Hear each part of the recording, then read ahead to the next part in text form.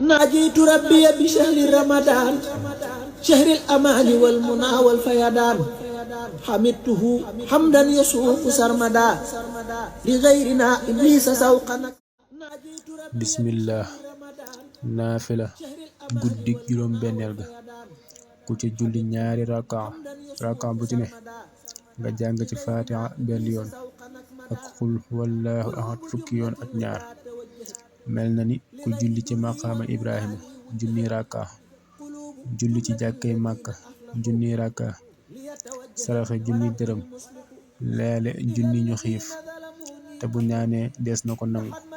mel na ni it ku jox ndogu xeetu yonent bi sallallahu taala alayhi wa sallam yépp bu faatoo it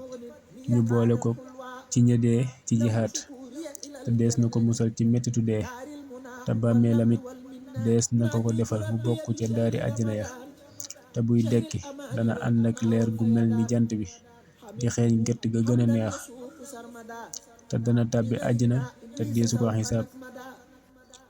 te ca mbooloom yonente yi lay bokk bu ëllëgee incha allah. yàlla na sama borom defal ñu dégg ak topp nangul nu mboolem sunuy jaamu yàlla te jéggal ñu rëcc rëcc yépp barkib Seexul Xadiim.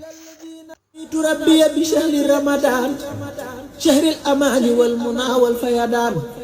حمدته حمدا يسوق سرمدا لغيرنا إبليس سوقا نكمدا